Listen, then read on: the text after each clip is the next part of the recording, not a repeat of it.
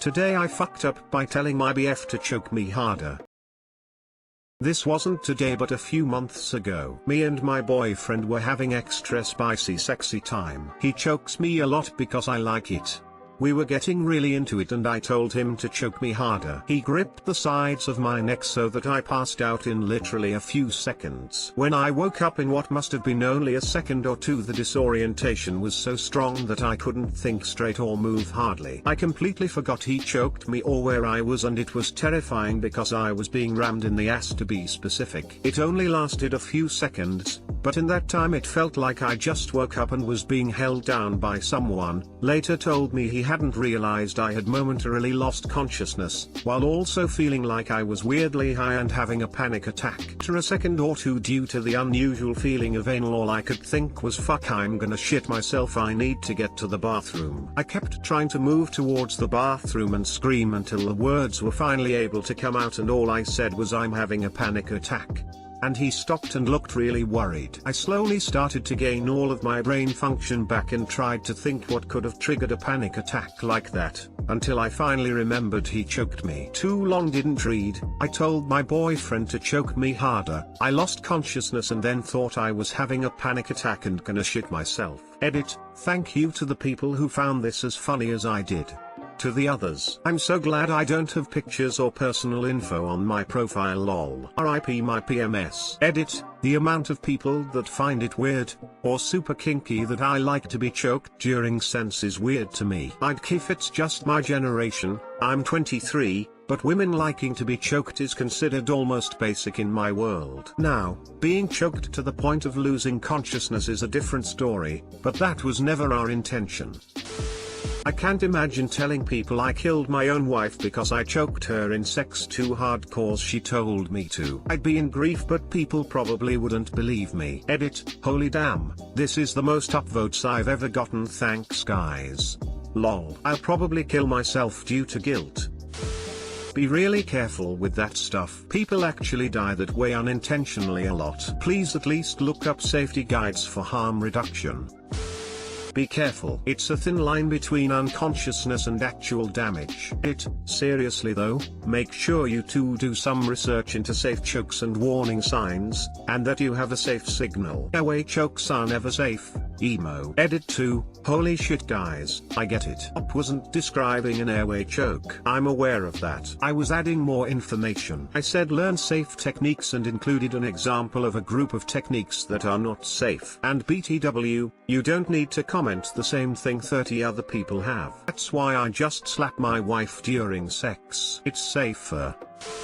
Likely what happened there was not choking but artery crimping. You have two large arteries in your neck, one on either side, and they supply blood and consequently oxygen to the brain. If one or both of them were obstructed when he choked you, then unconsciousness would have only taken 10 seconds at most. I dated a woman that was into intentionally restricting her blood flow, and hated restricting airflow. To mitigate risk, we had signals and safeguards in place. We'd only do choke play face to face, such that I could monitor her eyes, and with adequate lighting. We'd only do choke play when I was sober enough to react to an emergency. If one occurred, it never did. She specifically instructed me the first time on where to place my fingers, and how much pressure to apply. We had signals in place for when she'd started to fade. In our case it was a tap on the side of my waist. She preferred to start the choke right before she started to climax. The fade intensified her orgasms. Do not do choke play unless you have good bedroom communication, and know there's a risk even with perfect communication.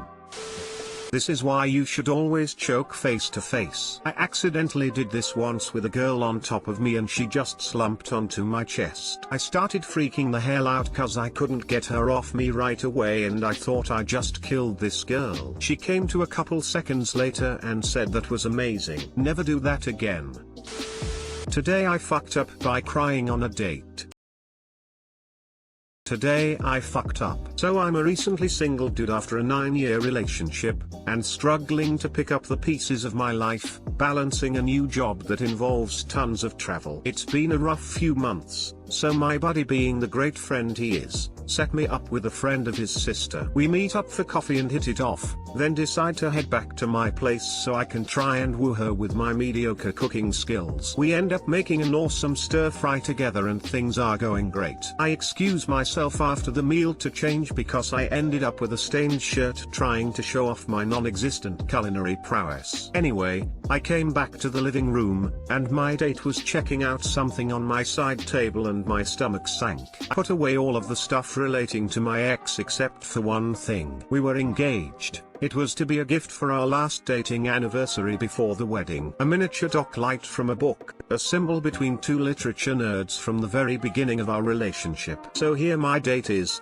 being incredibly sweet and asking about my knickknacks. I didn't really want to get into it, so I told her a partial truth that it was from this book I really liked, leaving out the colossal significance it once held. The next thing I know, she's queuing up the movie the book was made into on my TV and inviting me to come chill with her on the couch. So here I am with this poor woman halfway through a movie, my head swirling with memories of my ex that I am absolutely still in love with, and I start crying. This isn't a sneaky tear either, so she obviously notices and asks what was wrong. By this point I know I'm fucked, and I do my best to choke stuff back and stammer out an apology saying I lost touch with a good friend, and this was our favorite movie and I miss them more than I thought. So now the mood has completely changed, and after some awkward small talk she suggested we reschedule and took off. Now I'm sitting here sipping whiskey directly from the bottle, trying to decide if I should hit up Tinder or therapy. Too long didn't read, to date pick a movie my ex and I loved, and ruined any chance of sexy times by crying over said ex. Why are you trying to rush into things? Take your time healing. You're right. I wasn't looking to jump into a new relationship. Company for dinner sounded like fun, so I thought what the hell. Hun, you are so normal. I'm about 6 weeks out from a mutual, amicable separation with my partner of 9 years. Couple weeks ago, when I was still staying with a friend while waiting for my new apartment, I saw a lady on the subway platform with cute shoes. My thought process was approximately, oh, cute tiny boots. Booties. I should tell that lady I like her booties. Or would have called them bootlets. He was cute with words. I then promptly burst into tears and ugly cried the entire 30-minute train ride home, while trying not to make weird eye contact with strangers. Fortunately/unfortunately the friend I was staying with was out that night, so I had privacy while I mooned around the apartment sobbing and hugging the cat. Still get like that about once a week over something dumb, but every time it's a little shorter and a little easier. Sad high fives of solidarity. My boyfriend of 9 years broke up with me on July 21, 2018. We continued some form of communication until the end of May, 2019, when I cut him out completely. I still cry almost every day. I'm sure if I could get a date, I would probably cry too. Yeah, often staying in contact like that can make things much harder. It's part of the process, man, and that's a truly brutal moment for sure, but you learned something. Leave the knickknack somewhere private. You don't ever have to get rid of it if you don't want to, but don't leave it out until you can face it and be honest about it. Hang in there and definitely check out therapy. It's immensely helpful. Go for the therapy, mate. And don't overdo it with the whiskey. Go for a run or something. Good luck to you.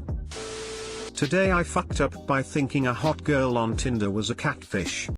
Technically yesterday lol. I get a message on Tinder saying hey cutie, being an average looking dude I got pretty excited and checked her profile. It was completely empty. Not a single picture. WTF is this shit, I thought, so I tell her to upload a picture. A few minutes a picture of this sexy light-skinned Middle Eastern girl with blue eyes goes up. As if that wasn't enough, the pic was blurry as fuck. This is complete bullshit, I thought, but since she's hot I have to make sure. We add each other on Snapchat. I ask her to send me a picture with 2 fingers up, she sends me a pic of just her face. I said no, Fingers up, she gets defensive and tells me not to tell her what to do. At this point it's basically confirmed that she's a 300-pound man named Tyrone. I call him / her out and he or she unfriends me. It turns out when someone unfriends you on Snapchat you can still see their stories. Check his. It's not Tyrone, it's her. She's on a date. A date with a dude who looks just like me. I was her type. TL doctor turned down a hot girl who wanted the D. Now I'm gonna fap.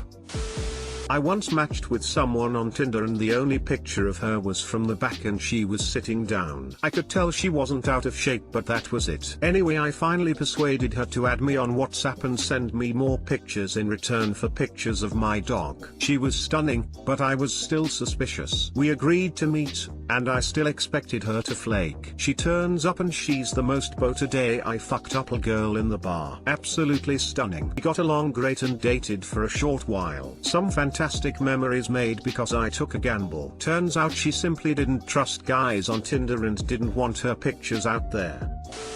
How to tell if your girl is a catfish. 1. She has sensory bubbles around her mouth. 2. Her dorsal and pectoral fins are supported by a rigid spine. 3. She has gills. 4. She can taste things from a distance. If you think about it as a whole, you made the right call with the information you had, and you just hit that very unlucky and slim percentage chance that it was real. That's just the game of life, baby. There is probably a Tyrone somewhere reading this and feeling discriminated. Oof. Sometimes you gotta risk meeting up with Tyrone just to be sure. Will teach this to my children.